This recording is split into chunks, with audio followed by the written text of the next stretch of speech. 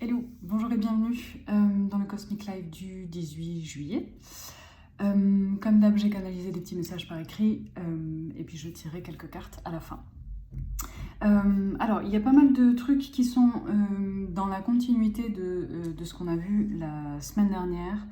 À savoir, pour certains d'entre vous, il y a toujours une peine en fait qui est là.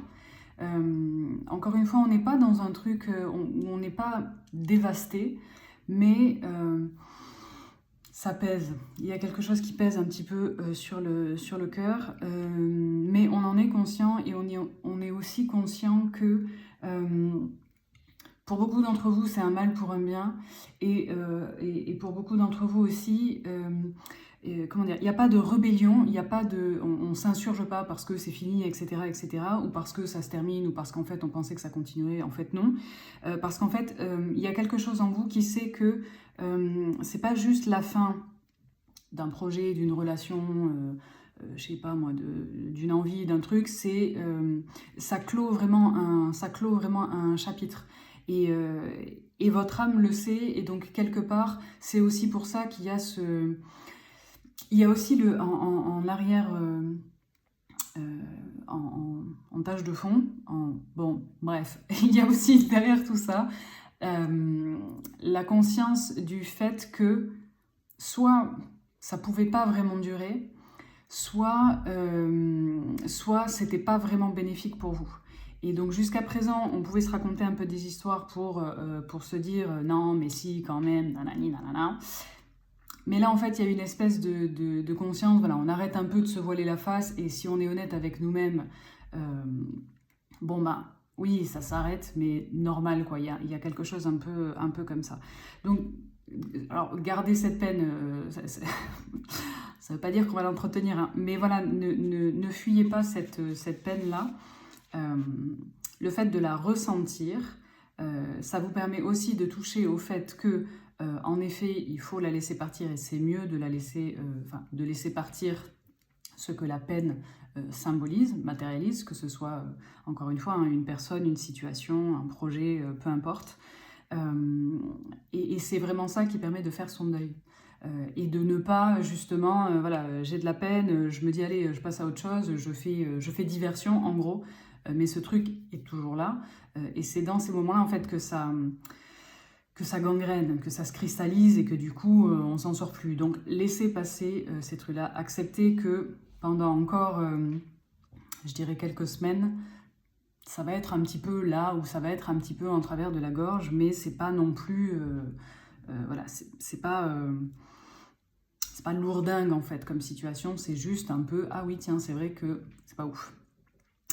Le deuxième point, alors j'ai eu une image, je l'ai notée, et je vous la donne comme ça parce que ça vous parlera peut-être aussi d'autres choses. By the way, tout ce que je vous dis, c'est les choses que moi je sens. Si ça vous parle, vous prenez, si ça vous parle pas, salut, bonsoir, hein, c'est pas grave. Parfois ça nous parle comment dire, ça nous parle un peu plus tard, je vais y arriver. Et puis parfois, ben juste, c'est pas pour nous, quoi. Donc l'image que j'avais, c'était comme un métronome ou un balancier au-dessus de l'eau. Il n'y avait vraiment rien autour, il y avait juste ce balancier au-dessus de l'eau. Pour moi, ça peut vouloir dire deux choses. La première, c'est que il y a comme un apaisement des émotions, alors peut-être en lien avec ce que je disais juste au-dessus sur les peines qu'on se traîne un petit peu, mais ça peut parler d'autres choses, hein, si vous ne ressentez pas cette peine-là que vous traînez un petit peu depuis quelques temps. Ça peut être d'autres émotions, mais voilà, qui vont s'apaiser. Parce que donc l'eau est l'élément lié aux émotions, et l'eau c'est aussi la source de la vie, la source de quand on est fœtus, on baigne dans la flotte, etc. Et donc ce retour à l'eau, ce retour à l'eau, il est au sens propre comme au sens figuré. C'est-à-dire qu'il est symbolique par rapport à retour aux émotions, à la source, à l'origine, au ventre maternel, etc. Mais ça peut être intéressant aussi de retourner à l'eau, dans l'eau, la piscine, la mer, ou même juste quand on prend une douche, sentir vraiment l'eau, et à quel point l'eau, en fait, On est composé à plus de 80% de flotte, je crois. Donc en fait, à partir du moment où il y a un mouvement en fait régulier au niveau de l'eau, forcément tout s'équilibre. Donc au niveau de l'eau et donc des émotions. Je ne sais pas si c'est très très clair. Pour moi, ça l'est, mais bref. Donc on se sert de l'eau au niveau symbolique, mais aussi au sens propre, pour apaiser ses émotions. Et il y a aussi un truc, c'est que si je fais la paix avec la source, avec l'eau, dans tous les sens du terme, je vous laisserai faire votre décortiquage, alors je suis en paix. Je suis en paix avec moi-même et avec ce qui est. Ça ne veut pas dire qu'on accepte tout en se disant la vie c'est super et tout ce qui m'arrive c'est forcément super, mais en fait ce retour, en fait si j'accepte si je fais la paix avec la source, je fais aussi la paix avec mes origines, ma famille, la façon dont je suis arrivée dans ma famille, tout ce qui s'est passé. Et quand je dis faire la paix, ça ne veut pas dire être d'accord. Ça veut juste dire, comment dire, c'est presque en fait, il n'est pas question de tout ce qui s'est passé et des autres, il est question d'honorer qui on est. Et qui on a choisi d'incarner, qu'est-ce qu'on a choisi de vivre, qu'est-ce qu'on a choisi de vivre, de qui on a choisi de s'entourer, etc., etc. Donc c'est retour à la source, faire la paix avec la source, avec son origine, c'est faire la paix avec soi-même. Ça ne veut pas dire tout pardonner, ça ne veut pas être d'accord avec tout, ça veut juste dire être d'accord avec soi et se pardonner à soi. Parce qu'il y a des choses qu'on ne comprend pas forcément pour l'instant dans les choix d'incarnation, de famille, etc. qu'on a pu faire, et même dans des choix de vie, ça prendra du sens plus tard. La deuxième interprétation possible, c'est que j'avais quand même cette sensation aussi d'un compte à rebours, et d'un compte à rebours qui pour moi parle de nettoyage et de purification. La flotte c'est aussi ça, il y a le feu qui a aussi cette énergie-là, mais l'eau aussi d'une manière un petit peu différente. Et en gros c'est comme si on vous disait t'inquiète, le karma se charge de tout un chacun en gros. Et j'avais ce truc de what goes around comes around, donc c'est pas forcément à nous de rendre justice, c'est pas forcément à nous d'équilibrer les choses. La vie s'en charge en fait. Et là, c'est ça que ça nous rappelle, c'est t'inquiète, la vie s'en charge. Troisième point, il y en a peut-être parmi vous qui attendent la validation de projets, qui attendent des retours, qui attendent quelque chose qui dit ok, go. Il y a du retard, ça ne veut pas dire que ça ne va pas arriver. Ça vient, il n'y a pas besoin de paniquer, c'est plus facile à dire qu'à faire, I know, mais pas de panique. En gros, pour moi, en sous-jacent de ça, il y a un test de foi, un test de valeur, d'estime de moi-même, c'est-à-dire que, en gros, et ce que j'ai noté, pour moi, c'est la même mécanique que quand on envoie un message à quelqu'un et qu'on n'a pas de réponse tout de suite. Il y a des gens qui vont paniquer et qui vont tout de suite penser « Oh mon Dieu, qu'est-ce que j'ai fait On m'aime pas, nanani, nanana ». Et il y en a d'autres en fait qui vont juste regarder « Ah bah tiens, j'ai toujours pas de réponse. Ah bah tiens, j'ai toujours pas de réponse. » Et puis à un moment donné, je vais avoir une réponse. Et en fait, c'est exactement la même mécanique, c'est-à-dire que ça vient nous parler de notre sécurité intérieure. C'est-à-dire que je n'ai pas de réponse tout de suite. Est-ce que ça veut dire que je suis nulle? Est-ce que ça veut dire que j'ai complètement raté? Ou est-ce qu'en fait, il y a juste des éléments complètement indépendants de ma volonté qui se mettent en fait un peu en travers du chemin, mais simplement pour que moi je garde la foi et le cap de mon objectif. Et dans un deuxième possibilité aussi pour ça, le fait que ça traîne comme ça permet aussi de sentir si on y tient vraiment à ce truc. C'est-à-dire que si on l'avait eu tout de suite, et alors ça peut vraiment parler de projets, mais peut-être aussi de gens, de relations. Parfois on a des crushs sur des gens, et donc on a envie de les avoir près de nous tout de suite. Il y a comme une espèce d'urgence de il faut absolument que cette personne soit dans ma vie. Et en fait, quand ça traîne un petit peu en longueur, ou qu'il y a un peu des imprévus, des trucs comme ça, ça peut donc faire référence à l'estime de moi-même, est-ce que je mérite entre guillemets cette personne, etc., etc. Et tous les jeux autour de la dépendance affective qu'il peut y avoir. Et puis parfois en fait on se rend compte que bon, en fait, c'est pas grave, c'était juste un petit truc, j'ai cru que, et en fait, pas spécialement. Donc ça permet aussi de se repositionner sur qu'est-ce que je veux et est-ce que je le veux vraiment ou est-ce qu'en fait, si je laisse passer une semaine, est-ce que j'ai toujours autant envie de ce truc? Pas forcément. Donc ce retard, voilà, il a double, on va dire, il a double emploi. Pour celles et ceux, et c'est un peu en lien avec ce que je viens de dire, pour celles et ceux qui attendent désespérément l'amour. Alors, ce n'est pas l'amour qu'on attend, c'est une personne pour partager l'amour. Mais l'amour, je vous l'ai déjà dit, il est déjà là. Et il ne nous a jamais quittés. Et donc, on peut aussi se dire que si ça ne vient pas ou si ça tarde à arriver, c'est qu'il y a un problème avec nous, etc., etc. Et le problème de ce truc-là, c'est que ça fait qu'on se concentre sur le manque, c'est-à-dire qu'on ne voit que ce qu'il n'y a pas, c'est-à-dire quelqu'un avec qui partager. Et là-dessus, en fait, je vous propose un petit exercice, parce que le problème quand je me dis putain, quand est-ce que ça arrive, putain, quand est-ce que ça arrive, putain, quand est-ce que ça arrive, je me concentre du coup sur le manque. Donc forcément, je l'alimente, puisque je vais me concentrer sur tout ce qui vient confirmer le fait que, il y a personne, ou en tout cas, pas la personne que j'attends. Et surtout, ça peut entraîner des mécanismes où on va se jeter sur les miettes, en fait. Le moindre truc qui vient, on va se dire « Ah, ça y est, c'est bon !» et alors qu'en fait, si on prend 2 minutes de recul, non, pas du tout. Et c'est pas... je vous le dis comme ça me vient, c'est pas parce qu'on a faim qu'on est obligé de se jeter sur tout ce qui traîne, en gros. Il y a quelque chose un petit peu comme ça. Et donc l'exercice que j'ai noté, c'est que en gros, voilà, tu fermes les yeux, tu respires 2 minutes et tu te dis, admettons que ça ne vienne pas. Alors soit que ça ne vienne jamais, soit que ça ne vienne pas avant 10 ou 20 ans.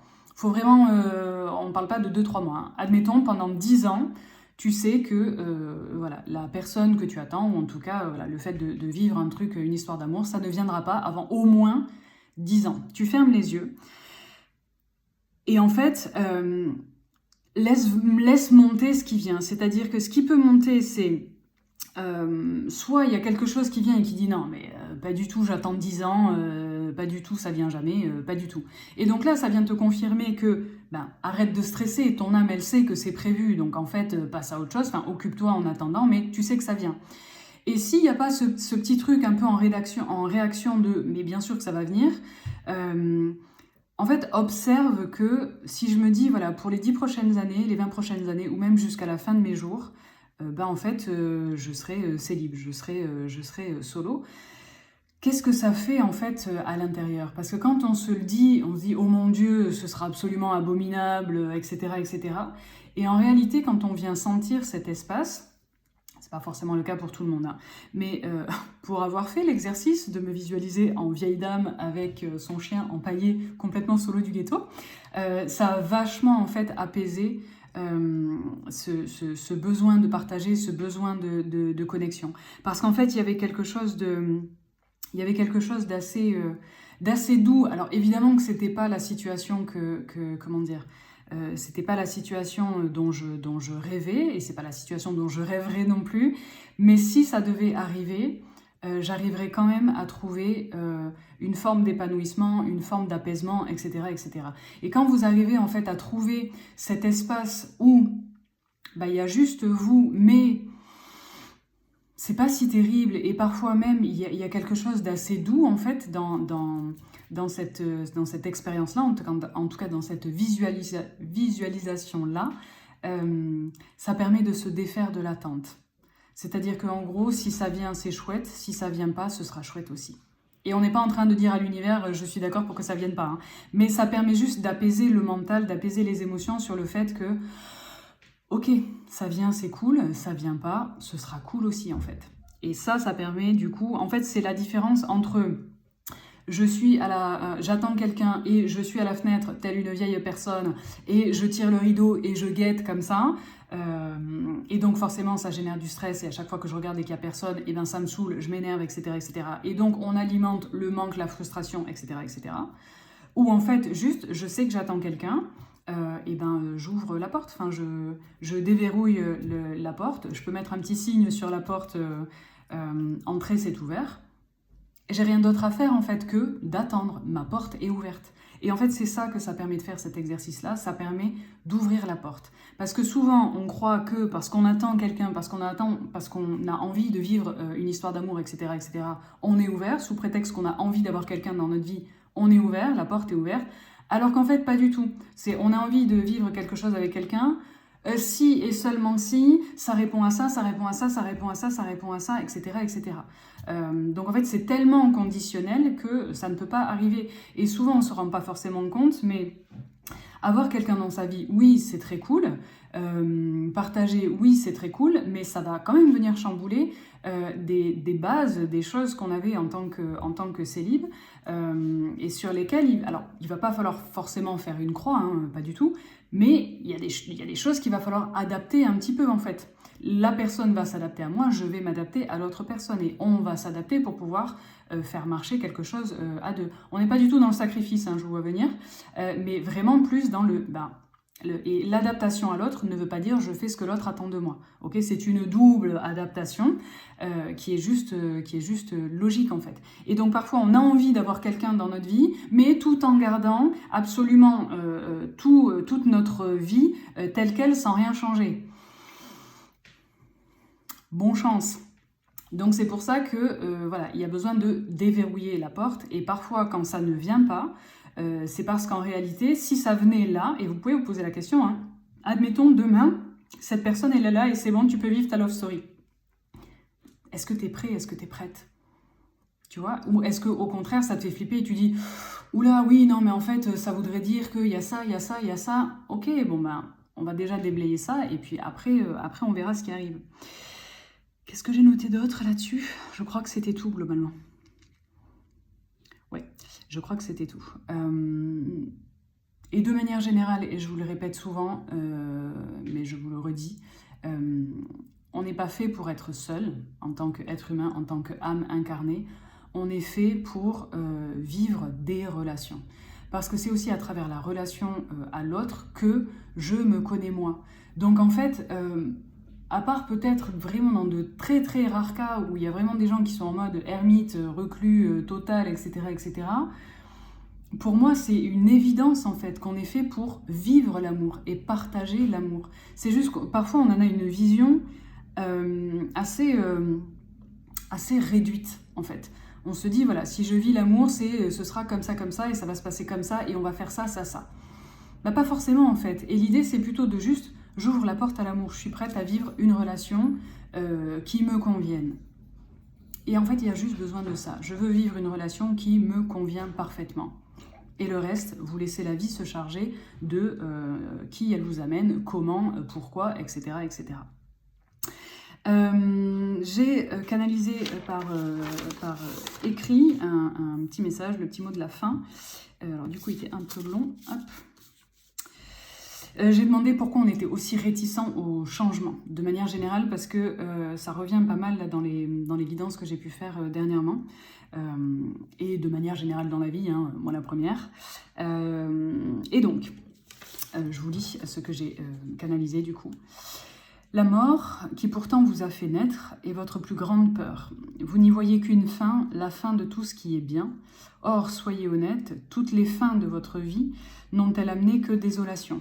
Ou y a-t-il eu des libérations, des nouvelles pages, encore plus belles, des projets, des gens, des choses que vous n'auriez jamais imaginées? Laisser sa chance à la mort, c'est donner une chance à la vie de vous surprendre dans ce qu'elle vous amène et dans ce qu'elle révèle de vous. Amen. Au début, j'étais un peu surprise de noter la mort qui pourtant vous a fait naître, parce que je me suis dit, quelle mort? Et en fait, c'est la mort symbolique en fait, de l'âme qui se détache de la source pour venir s'incarner. Pour pouvoir venir s'incarner en tant qu'être humain, à un moment donné, l'âme a dû renoncer à cet espace de kiff intersidéral où tout n'était que paix, amour et bénédiction. Et donc oui, à un moment donné, il y a eu cette mort symbolique qui a permis de venir s'incarner. Et de la même façon, quand on sort du ventre de notre mère, il y a une mort symbolique. On quitte un espace, en général sécurisé, sécurisant, etc., etc., pour aller vivre encore de nouvelles aventures. Si on restait dans le ventre, il ne se passerait pas grand-chose. Et donc, on n'a pas, en fait, on n'a pas conscience que la mort, elle est partout. Pour nous, la mort, en fait, c'est juste le cimetière, la fin de la vie, etc., etc. La mort est en permanence avec nous, en fait. Chaque cellule de mon corps qui meurt là, pendant que je vous parle, c'est la mort, et ça permet le renouvellement, ça permet à d'autres cellules de venir, etc., etc. Et donc, plus on fait la paix avec la mort, plus on peut vivre en paix. Il y a vraiment une dynamique mort-vie qui n'est pas du tout évidente comment dire, à appréhender et à accepter. Vraiment, je le sais. Mais la mort est beaucoup plus présente que ce qu'on croit, et elle n'amène pas forcément que de la désolation. Parfois, c'est aussi ce qui permet de se libérer d'une relation à la con, d'un job qu'on ne peut plus saquer, d'un environnement complètement toxique où on ne s'y retrouve pas, etc., etc. Donc ça ne veut pas dire que la mort est cool, c'est pas ça le message, mais elle n'est pas que tristesse, désolation et mort de tout, en fait. Elle est comme la vie, finalement, elle est ambivalente. La vie, voilà, on veut tous être en vie, rester en vie, etc., etc. Mais putain, la vie, des fois, c'est pas easy, en fait. Et ben, de la même façon que la vie a cette ambivalence d'être à la fois merveilleuse et parfois complètement désolante, et ben, la mort a cette même énergie de désolation et en même temps de libération et de renouvellement. Donc je sais que c'est pas évident. Il n'y a pas besoin forcément de le comprendre, on va dire. Il faut juste accepter cette éventualité. En fait, le simple fait de se dire, ok, peut-être que la mort, ça n'est pas que tristesse et désolation, c'est ok. Ça permet juste d'ouvrir la porte à autre chose. Right. Qu'est-ce qu'on veut nous dire d'autre? Qu'est-ce qu'on veut nous dire par rapport à la famille? Trop de choses. Alors, ok, pour certains au niveau familial, alors quand je dis famille, ça peut être le cercle vraiment proche, c'est-à-dire mon conjoint, mes gosses, etc., etc. Ça peut être de manière plus générale parents, frères, sœurs, cousins, etc., etc. Ça peut aussi parler de lignée familiale. Je vous la montre parce que donc voilà, ça parle de famille, mais là on est quand même aussi sur la lignée, sur le transgénérationnel, etc., etc. On a aussi le petit chiffre 9 qui nous parle de fin de cycle et de mort. Donc il peut y avoir en fait une forme il peut y avoir de l'instabilité au niveau des familles, des trucs, alors soit si on est dans le transgénérationnel, l'idée c'est de repérer que je suis en train de vivre un truc, c'est chelou, ma daronne elle a vécu la même chose, et si je la questionne, ma grand-mère aussi, et ma tante aussi, etc., etc. Et donc là on prend conscience de ce truc là et on choisit un autre chemin, parce qu'à un moment donné, ça va bien 2 minutes. Donc si on est dans le transgénérationnel, il y a de ça, c'est-à-dire il y a le fait de mettre le doigt sur des choses qui se répètent pour pouvoir changer de direction, changer de schéma et changer aussi la destinée de la lignée pour ceux qui arrivent après nous. Soit on est dans quelque chose de plus, j'allais dire, concret, terre à terre, voilà, il y a peut-être des choses où il y a des frictions avec la famille, il peut y avoir des trucs où, voilà, comme des espèces de tensions, des trucs pas forcément très très cool. C'est jamais agréable, mais encore une fois, c'est peut-être ce qui permet d'aller voir ailleurs ou d'envisager autre chose, de revoir aussi nos relations familiales, le fonctionnement de nos relations familiales, parce que parfois, parce que c'est sous prétexte que c'est la famille, on accepte des choses qu'en réalité on n'accepterait pas de nos potes, de nos collègues, etc., etc. Donc ça peut être intéressant de se poser la question, s'il y a des frictions, s'il y a des trucs un peu voilà, qui reviennent, qui sont relous, ça peut être intéressant de se poser la question de ok, si c'était pas ma frangine, si c'était pas ma mère, si c'était pas mon oncle, si c'était pas mon père, mon cousin, est-ce que je serais ok avec ça? Et comment je réagirais? Et en fait, s'il y a vraiment un gap entre en fait, bien sûr que non, j'accepterais pas ça d'un pote ou de mon collègue. Ok, pourquoi tu l'acceptes de ton cousin ou de ton père en fait? C'est quoi qui lui donne ce totem de l'immunité? Et ça va permettre de briser des cycles, de sortir de schémas répétitifs où on a cette loyauté familiale qui fait que on accepte de se laisser marcher dessus. 9, famille, pas famille, c'est 9. Qu'est-ce qu'on a d'autre? Je dis pas que c'est facile, hein. Alright. Pour d'autres, il peut y avoir dans les semaines à venir des espèces de coups de chance. Alors je vous parlais de validation de projet, pour moi c'est autre chose. Là on est plus dans quelque chose qu'on n'attend pas en fait, qui va nous surprendre. On peut avoir des signes avant-coureurs de type petite coccinelle, petit cœur qu'on voit à droite à gauche, peut-être aussi les fers à cheval, je vais y arriver.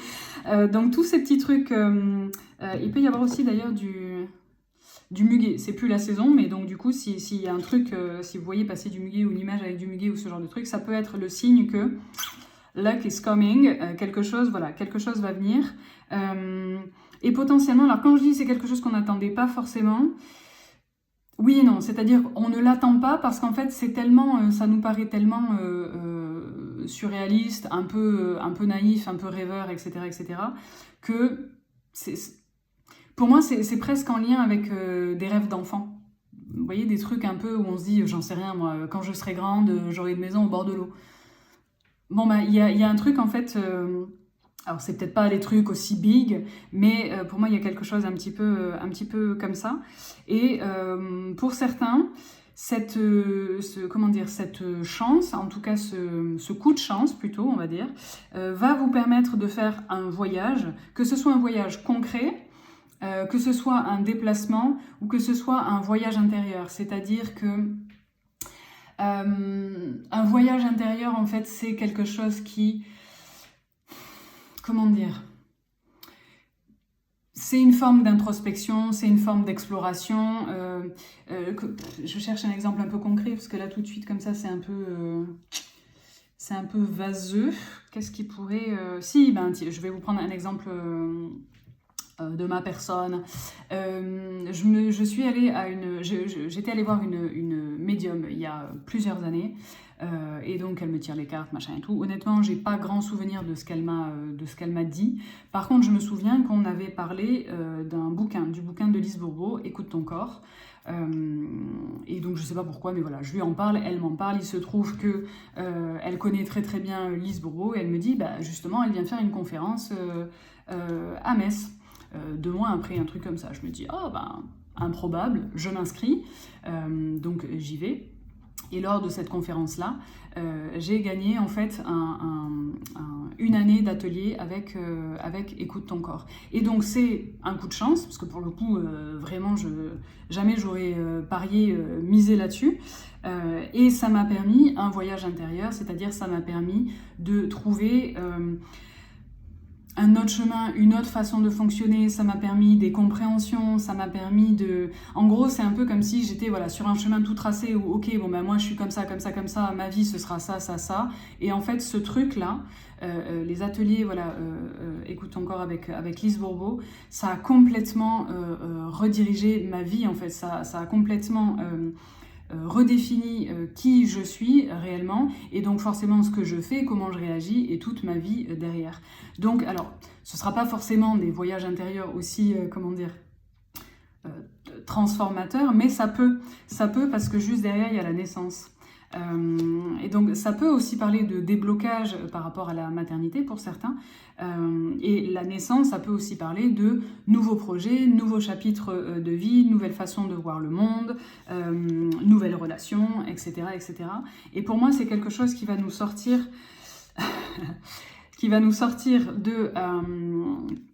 d'un moment d'enfermement, ou en tout cas d'une sensation d'enfermement, d'une sensation de un peu solitude, un peu fataliste, un peu désespéré, un truc comme ça, parce que ce sera une phase d'évolution. Donc que ce soit vraiment dans la matière de j'ai un rêve qui se réalise, ou j'ai un truc qui se réalise, ou que ce soit plus spirituel, on va dire, il y a quand même une évolution. Et c'est drôle parce que je vous parlais de la maison au bord de l'eau, et on a la carte de la maison. Quoi qu'il en soit, voilà, ce sera quelque chose d'assez joyeux. Le voyage en lui-même ne sera pas forcément que joie et paillettes, mais pour moi, il y a une nouvelle étape. Il y a un truc, un peu comme si l'univers venait nous donner le signe qui va permettre d'amorcer quelque chose de plus grand, même, de plus grand. Soit de plus grand que ce qu'on a aujourd'hui, soit de plus grand que ce dont on s'autorise à rêver, soit de plus grand dans le sens plus grand que nous, au niveau spirituel, au niveau de l'âme, etc., etc. Voilà. Eh bien, j'espère que ça vous aura parlé. N'hésitez pas à m'envoyer vos questions si vous en avez. La guidance de l'été est toujours dispo jusqu'au 31 août. Merci pour vos commandes et pour vos retours, c'est chouette. Voilà, je vous embrasse, prenez soin de vous, à la semaine prochaine.